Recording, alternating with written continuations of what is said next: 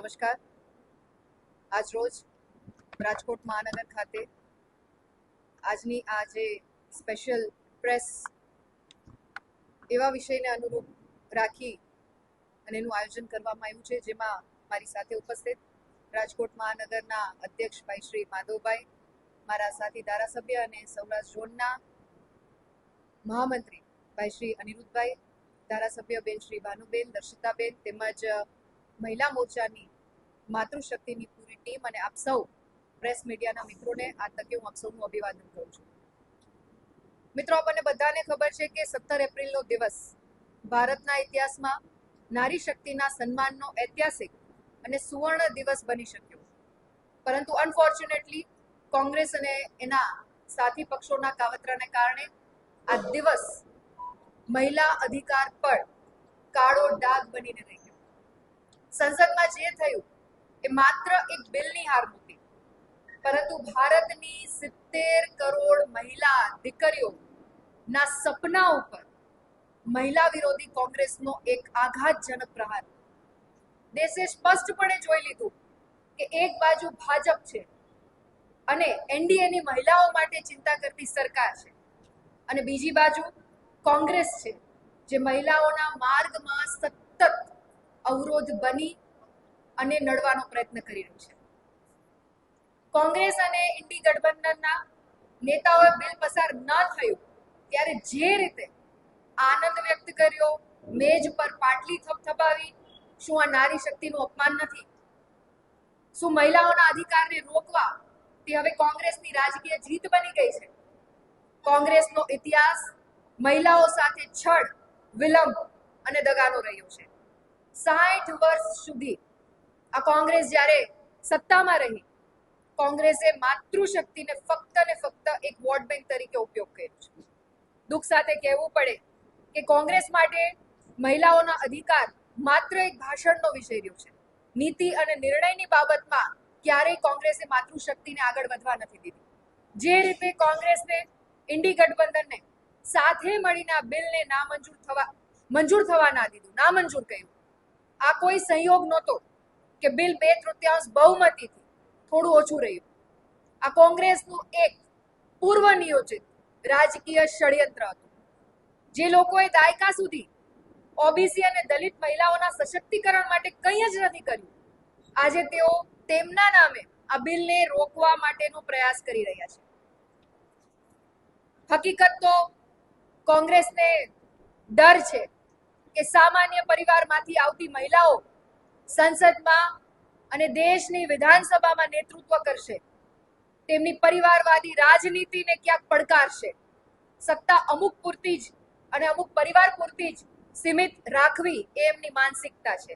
પોતાના પરિવારની મહિલાઓને જ આગળ વધારવી એ એમની માનસિકતા છે, પરંતુ સામાન્ય દેશની મહિલાઓને આગળ આવતા કેમ અટકાવવી? આ તમને બધાને ખબર પડે કે માતૃશક્તિને ફક્ત રસોડા સુધી સીમિત કરી દેવી, પરંતુ આ દેશનું બજેટ બનાવી શકે એ માટે સક્ષમ પુરવાર ના થવા દેવી. આ એ જ કોંગ્રેસ છે કે જેણે 370ની કલમનો વિરોધ કર્યો. આ એ જ કોંગ્રેસ છે જેને અયોધ્યામાં રામ મંદિર નિર્માણનો વિરોધ કર્યો. આ એ જ કોંગ્રેસ છે કે જેને દેશની સુરક્ષામાં થતા સર્જિકલ સ્ટ્રાઇકની, એર સ્ટ્રાઇકની અને ઓપરેશન સિંદૂરનો પણ વિરોધ કર્યો. સીએ નો વિરોધ કર્યો, યુસીસી નો વિરોધ કર્યો, જીએસટી નો વિરોધ કર્યો, દેશમાંથી ઘૂસણખોરો અને આતંકવાદની પ્રવૃત્તિઓને નાબૂદ કરવાનો વિરોધ કર્યો, ટ્રિપલ તલાકનો વિરોધ, ડિજિટલ ઇન્ડિયાનો વિરોધ, નર્મદા ડેમનો વિરોધ અને છેલ્લે સ્ટેચ્યુ ઓફ યુનિટીનો પણ વિરોધ. કોંગ્રેસની એક જ પેટર્ન રહી છે મિત્રો, કે કોઈ પણ રિફોર્મેશન આવે ત્યારે જૂઠું બોલો, ભ્રમ ફેલાવો અને એને આગળ વધવા ના દો. ઇતિહાસ સાક્ષી છે, કોંગ્રેસે હંમેશા નેગેટિવ નરેશનનો રસ્તો જ પસંદ કર્યો છે. ન નીતિ છે, ન નેતા છે, ન નિયત છે. અને જ્યારે ભારતીય જનતા પાર્ટી અને એનડીએની સરકાર પાસે શીર્ષ નેતૃત્વ આદરણીય પ્રધાનમંત્રી શ્રીના નેતૃત્વમાં જે રીતના દેશ આગળ વધી રહ્યો છે, આપણને બધાને ખબર છે કે કેન્દ્રના બજેટની વાત હોય કે રાજ્યના બજેટની વાત હોય, જેમાં ગરીબ, યુવા, અન્નદાતા અને નારી શક્તિ આ 4 આધાર સ્તંભના આધારે દેશનું બજેટ નક્કી કરવામાં આવતું હોય, ત્યારે જ્યારે માતૃશક્તિને સમાનતા અને અધિકાર આપવાની વાત હોય ત્યારે આ દેશની મહિલાઓ બધું જોઈ રહી છે. ઇતિહાસ યાદ રાખશે કે કોણ તેમના અધિકારો માટે ઊભું હતું અને કોણે તેમને રોકવાનો પ્રયત્ન કર્યો. કોંગ્રેસે કરેલું આ નારી શક્તિનું અપમાન આ દેશ ક્યારેય સહન નહીં કરી શકે. હાર ભલે કોંગ્રેસ મહિલાઓનો અધિકાર છીનવી જશ્નના મૂડમાં હોય, પરંતુ કોંગ્રેસને દેશની માતૃશક્તિ હંમેશા જવાબ વોટથી આપશે. આ ઉપરાંત મારે આપ સૌને કહેવું છે કે this is not the end. Bharatiya Janata party અને આ દેશનું શીર્ષસ્થ નેતૃત્વ હંમેશા સમાન અધિકાર સમાજના દરેક વર્ગને મળે માટે કાર્યરત છે. આવનારા સમયમાં પણ અમારી આ લડત સતત ચાલુ રહેવાની છે અને જ્યાં સુધી માતૃશક્તિને યોગ્ય ન્યાય નહીં મળવામાં આવે ત્યાં સુધી આ લડત ચાલુ રાખીશું. આવનારા સમયમાં હું એ તમામ માતૃશક્તિને એક વિશ્વાસ અપાવું છું કે આદરણીય પ્રધાનમંત્રી શ્રી નરેન્દ્રભાઈ મોદી સાહેબના નેતૃત્વમાં એવા જ સશક્ત આ દેશના ગૃહપ્રધાન માનનીય અમિત શાહજીના નેતૃત્વમાં માતૃશક્તિ માટે થઈ તમારી ચિંતા કરવા માટે થઈને અમે સતત લડતા રહીશું અને સમાન અધિકાર, સમાન ન્યાય, સમાન તકોનું નિર્માણ અને આ દેશનો વિકાસ માતૃશક્તિના આધારે નિર્ધારિત કરી શકીએ એ માટે અમે સતત પ્રયત્નશીલ રહીશું. આપ સૌનો ખૂબ ખૂબ આભાર. વંદે માતરમ. જય જય ગરવી ગુજરાત. જય નારી શક્તિ.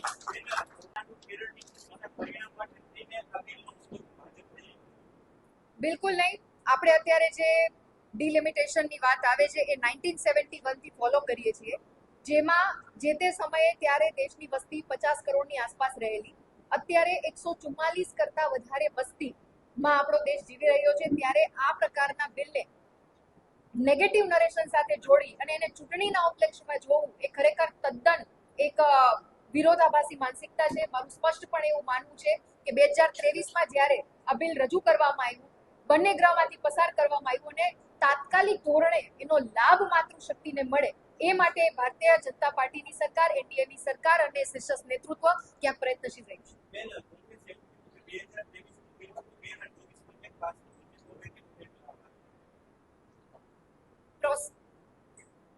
આખી જે એક પ્રોસેસ છે માતૃશક્તિ એટલે કે નારી શક્તિ વંદન અધિનિયમ, એ બિલની સાથે સાથે એને લગતા પરિપ્રેક્ષ્યમાં જે ઉપલબ્ધ કરાવતા ડિલિમિટેશનના બિલ છે, સુધારા વિધેયક છે, એને લાવવામાં જે એક કાયદાકીય પ્રોસેસ થવી જોઈએ, એ કાયદાકીય પ્રોસેસ પૂર્ણ થાય તે બાદ જ આ બિલને લાગુ કરી શકાતું હોય છે. તો આ પ્રોસેસને પૂર્ણ કરી શકાય અને એના માટે જ આ વિરોધાભાસી માનસિકતા જુઓ કે એક એમનું કહેવાનું એવું છે કે તમે ચૂંટણી આવે ત્યારે લઈને આવો છો. તો 24માં પણ લોકસભાની ચૂંટણી હતી, બરાબર?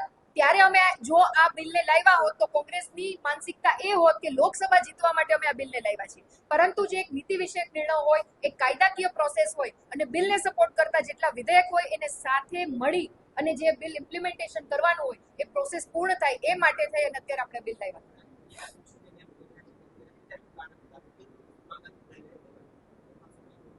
શક્ય એટલે આ બાબત એટલે શક્ય ના બને કેમ કે દેશના ઘણા ખરા વિસ્તારમાં, સંસદીય વિસ્તારમાં વસ્તીની દ્રષ્ટિએ જોઈએ, વિસ્તારની દ્રષ્ટિએ જોઈએ, જે અસમાનતા જોવા મળે છે એને સમાન કરવી ખૂબ જરૂરી છે. સમાન થયા બાદ કોઈ પણ સીટ ઓછી નથી થવાની, એમાં વધારો થવાનો છે અને ખાસ કરીને માતૃશક્તિને જે તક મળવાની છે એમાં વધારો થવાનો છે, જે કોંગ્રેસ પાર્ટીને પચતું નથી.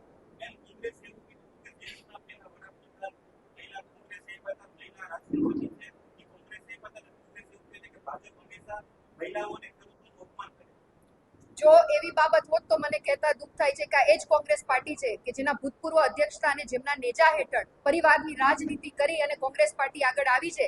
તો જે સમયે આ બિલ પારિત થઈ જવું જોઈતું હતું ત્યારે એમના જે અધ્યક્ષા સોનિયા ગાંધીજી હતા, બરાબર, પરંતુ દુઃખ સાથે કેવું છે કે એમને પરિવારવાદની રાજનીતિ સિવાય માતૃશક્તિના ઉત્થાન માટે કોઈ જ વિકાસની રાજનીતિથી જોવામાં નથી આવતું.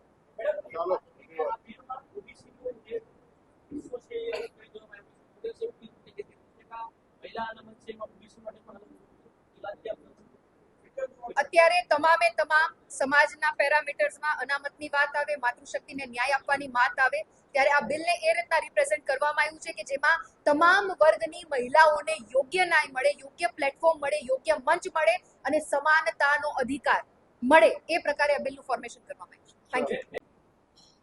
આજની આ પ્રેસ કોન્ફરન્સમાં ઉપસ્થિત ગુજરાત સરકારના શિક્ષણ મંત્રી આદરણીય રીવાબા,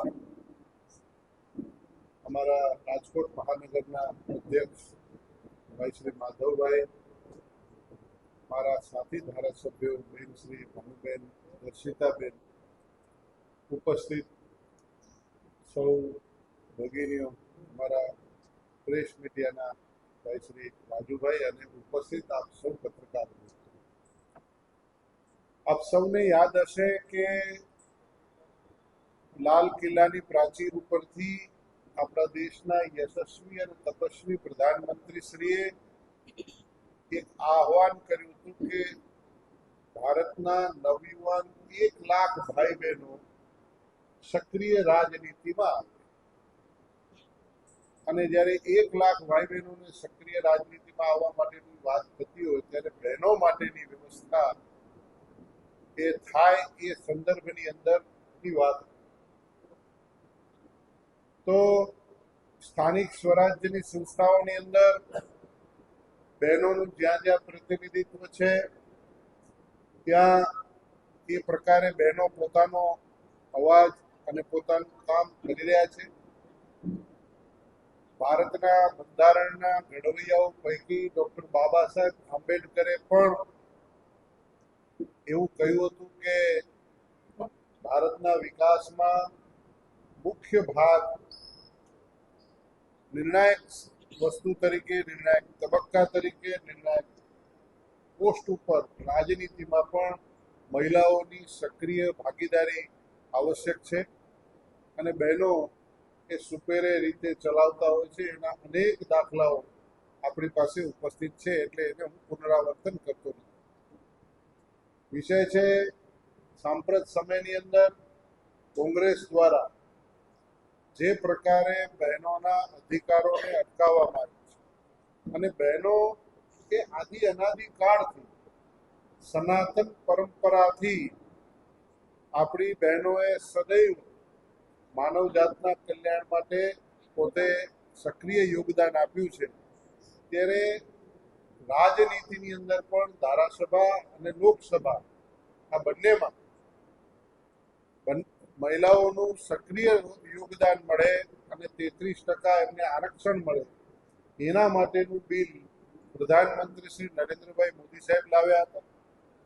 અને હમણાં છેલ્લા 3 દિવસની જે લોકસભાના સ્પેશિયલ સેશનમાં તમે જોયું છે કે સ્વયં પ્રધાનમંત્રી શ્રીએ લોકસભાના ફ્લોર ઉપરથી એવું કહ્યું કે આ બિલની ક્રેડિટ તમને જોતી હોય તો તમે રાખો, કોંગ્રેસ રાખે, અમને ક્રેડિટ નથી જોતી. અમને માત્ર ને માત્ર મહિલાઓનું કલ્યાણ થાય અને મહિલાઓનો સક્રિય ભાગ રાજનીતિમાં આવે એના માટેનો આ બિલ છે, એમાં તમે સહયોગ આપો.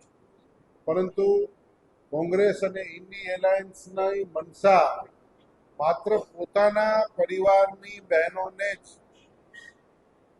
ભાગ મળે, સામાન્ય પરિવારની બહેનો, સામાન્ય પરિવારની મહિલાઓ સક્રિય રાજનીતિમાં ભાગ ન લઈ શકે એવી મનસા રાખીને એમણે આ બિલનો વિરોધ કર્યો છે. અને એ બિલનો જ્યારે વિરોધ કર્યો છે ત્યારે ભારતીય જનતા પાર્ટી એમની મનસાનો વિરોધ કરે છે કે દરેક બાબતમાં કોંગ્રેસને રાજનીતિમાં વિરોધ કરવો હોય. જે તે વખતે દેશના પ્રધાનમંત્રી શ્રીએ જનધન ખાતું પ્રારંભ કરવા માટેની વાત કરી તો જનધન ખાતાનો વિરોધ કર્યો.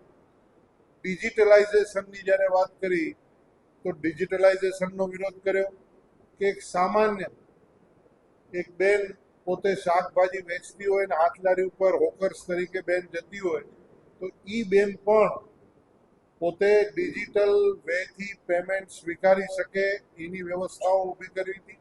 અને સક્ષમ રીતે સફળતાપૂર્વક પ્રધાનમંત્રી શ્રી નરેન્દ્રભાઈ મોદી સાહેબે આ આખી ડિજિટલાઇઝેશનની યોજના આખા દેશમાં લાગુ કરી, જે બહેનોને ફાયદો થાય છે.